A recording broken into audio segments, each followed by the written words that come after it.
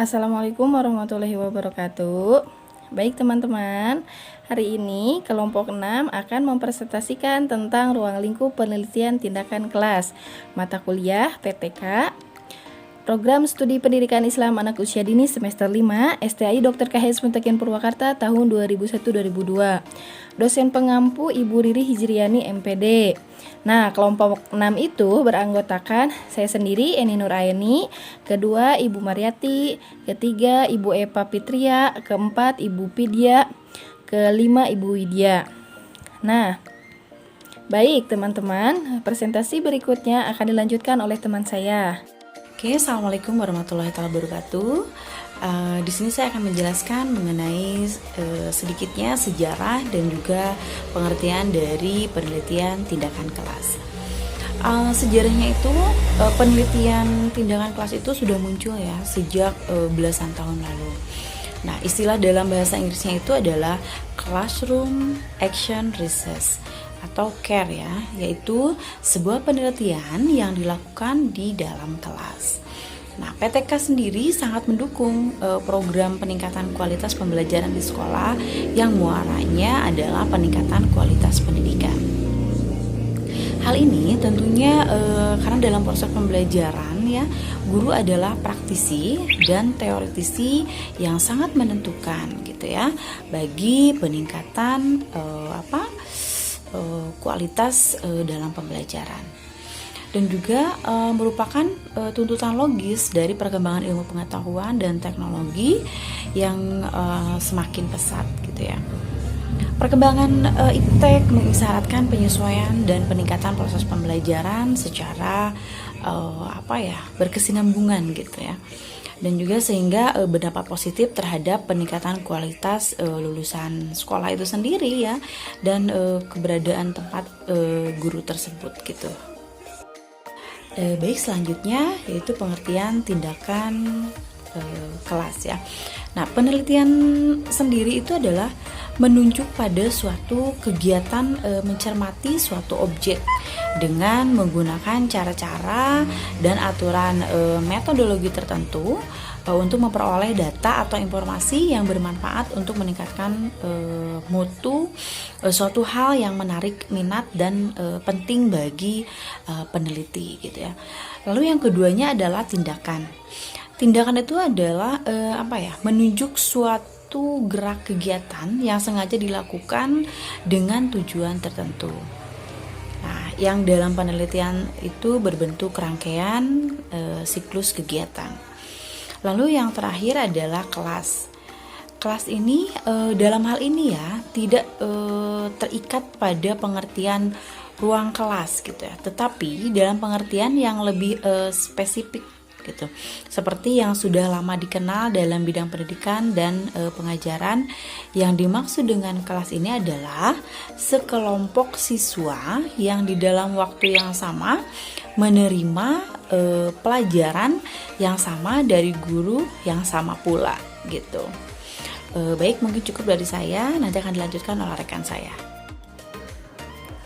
Tujuan tindakan kelas menurut Suyanto tahun 1997 yaitu meningkatkan dan memperbaiki mutu praktik pembelajaran dan kinerja pembelajaran yang dilaksanakan oleh guru. Selain itu, guru juga dapat mengidentifikasi, menemukan solusi, dan mengatasi masalah pembelajaran di kelas agar pembelajaran lebih bermutu.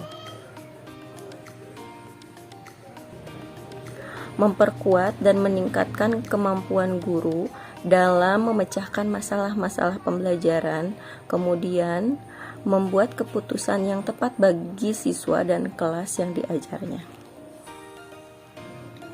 Mengeksplorasi dan membuahkan kreasi-kreasi dan inovasi-inovasi pembelajaran, misalnya pendekatan, metode, strategi, dan media yang dapat dilakukan oleh guru demi meningkatkan pembelajaran atau mutu proses dan hasil pembelajaran.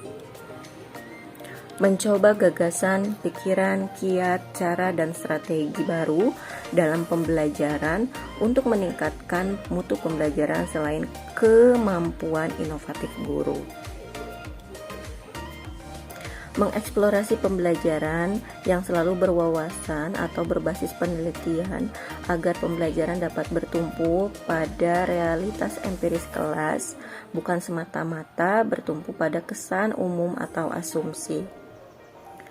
Sehingga dari tujuan tindakan kelas ini menjadikan seorang guru berperan ganda seperti sebagai guru dan juga sebagai peneliti. Guru harus meningkatkan praktik pembelajarannya, juga menyelesaikan masalah pembelajarannya untuk meningkatkan kualitas pembelajaran di kelas. Dan juga harus menghasilkan karya ilmiah yang berupa strategi pembelajaran inovatif yang bisa dimanfaatkan oleh guru-guru lain yang memiliki masalah serupa. Ada 4 prinsip penelitian tindakan kelas. Yang pertama, kegiatan nyata dalam situasi rutin. Yang kedua, adanya kesadaran diri untuk memperbaiki diri. Yang ketiga, SWOT sebagai dasar pijakan. 3. Upaya empirik dan sistemik. Kelima, ikut SMART dalam perencanaan. Pertama, kegiatan nyata dalam situasi rutin, yaitu seperti hal yang dilakukan oleh guru dalam melakukan kegiatan pembelajaran yang sudah dijadwalkan seperti biasanya. Jadi dalam kegiatan ini, penelitian ini, guru melakukan pada kegiatan yang sudah biasa dilakukan. Misalnya kegiatan jam pembelajar mata kuliah, mata pelajaran matematika misalnya dilakukan pada jam pertama. Kita melakukannya di jam yang sudah biasa kita lakukan. Kita akan meneliti pada kegiatan tersebut sehingga hasilnya secara objektif. Yang kedua, adanya kesadaran untuk memperbaiki diri. Hal ini didasarkan atas keinginan diri sendiri oleh si peneliti, yaitu seorang guru. Jadi, pada saat melakukan penelitian tindakan kelas, guru merasa bahwa ada hal yang harus diperbaiki dalam sistem pembelajaran dan juga ada masalah-masalah yang terjadi dalam kelas ataupun siswa.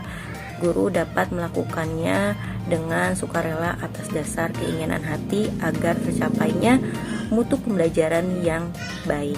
Dari hasil tersebut, kita akan melakukan refleksi, akankah melakukan peningkatan lebih baik ataupun berpuas diri. Menurut saya, hal berpuas diri itu tidak akan menghasilkan hasil yang baik. Jadi, sebagai peneliti atau seorang guru, kita harus selalu memperbaiki mutu kualitas pembelajaran yang akan kita lakukan di sekolah. SWOT sebagai dasar berpijak. SWOT terdiri dari kata S, yaitu strength, kekuatan, kemudian weakness, kelemahan, opportunity, kesempatan, dan threat, ancaman. Dari keempat hal tersebut, sebagai guru dan juga guru sebagai peneliti dan juga sebagai siswa yang akan melakukan tindakannya, kita harus sejalan dan memiliki tujuan yang sama. Apabila tujuan itu tidak dilakukan secara bersamaan, maka tidak akan memiliki hasil yang baik. Sehingga sebagai peneliti, baik, saya akan melanjutkan presentasi dari teman saya, yaitu model penelitian tindakan. Nah, model penelitian tindakan itu ada 4. Yang pertama perencanaan, yang kedua pelaksanaan, yang ketiga pengamatan, dan yang keempat itu refleksi. Nah, apa itu perencanaan? Perencanaan dalam tahap ini menjelaskan tentang apa, mengapa, kapan, dan di mana, oleh siapa, dan bagaimana tindakan tersebut dilakukan. Nah, kalau pelaksanaan itu implementasi atau penerapan isi rancangan di dalam kancah, yaitu mengenakan tindakan di kelas. Nah, kalau pengamatan yaitu kegiatan pengamatan yang dilakukan secara mengamat. Sebetulnya sedikit kurang tepat kalau pengamatan ini dipisahkan dengan pelaksanaan tindakan. Nah, kalau refleksi ini merupakan kegiatan untuk menggunakan kembali apa yang sudah dilakukan Istilah refleksi dari kata bahasa Inggris reflection yang diterjemahkan dalam bahasa Indonesia pemantulan. Kegiatan refleksi ini sebetulnya lebih tepat dikenakan ketika guru pelaksanaan sudah selesai melakukan tindakan kemudian berhadapan dengan peneliti untuk mendiskusikan implementasi rencana tindakan. Baik, selanjutnya oleh teman saya. Selanjutnya adalah sasaran atau objek penelitian tindakan kelas. Merupakan sesuatu yang aktif dan dapat dikenai aktivitas, bukan objek yang sedang diam atau tanpa gerak. Ada beberapa unsur, diantaranya adalah unsur siswa yang dapat dicermati objeknya ketika siswa sedang melakukan proses pembelajaran. Yang kedua adalah unsur guru. Dapat dicermati unsur guru ini dengan cara bersangkutan sedang mengajar atau sedang dalam keadaan proses KBM. Yang ketiga adalah unsur materi pembelajaran. Dapat dicermati urutan materi tersebut ketika disajikan kepada siswa, meliputi pengorganisasiannya, cara penyajiannya, atau pengaturannya. Yang keempat adalah unsur peralatan atau sarana pendidikan, meliputi peralatan yang disediakan oleh sekolah, guru, atau yang digunakan di kelas. Yang kelima adalah unsur pembelajaran yang ditinjau dari 3 ranah yang disajikan, titik tujuan yang harus dicapai melalui pembelajaran, baik susunan maupun tingkat pencapaian. Oleh karena itu, hasil belajar merupakan produk yang harus ditingkatkan, pasti terkait tindakan unsur lain. Yang keenam adalah unsur lingkungan, baik lingkungan siswa di kelas, sekolah maupun meliputi siswa di rumah.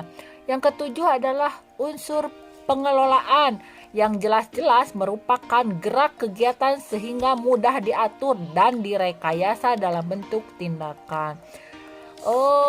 Itu ya yang ada 7 unsur dalam sasaran atau objek penelitian tindakan kelas. Yang selanjutnya adalah penyusunan laporan penelitian tindakan. Selanjutnya, apabila guru pelaksanaan penelitian tindakan kelas sudah merasa puas dengan siklus-siklus itu, tentu saja langkah berikutnya adalah tidak lain adalah menyusun laporan kegiatannya. Kemudian menulis karya tulis ilmiah atau laporan penelitian sebetulnya akan jauh lebih mudah dibandingkan dengan menulis artikel. Baik, mungkin cukup sekian presentasi dari kelompok 6. Terima kasih banyak kepada semuanya. Wassalamualaikum warahmatullahi wabarakatuh.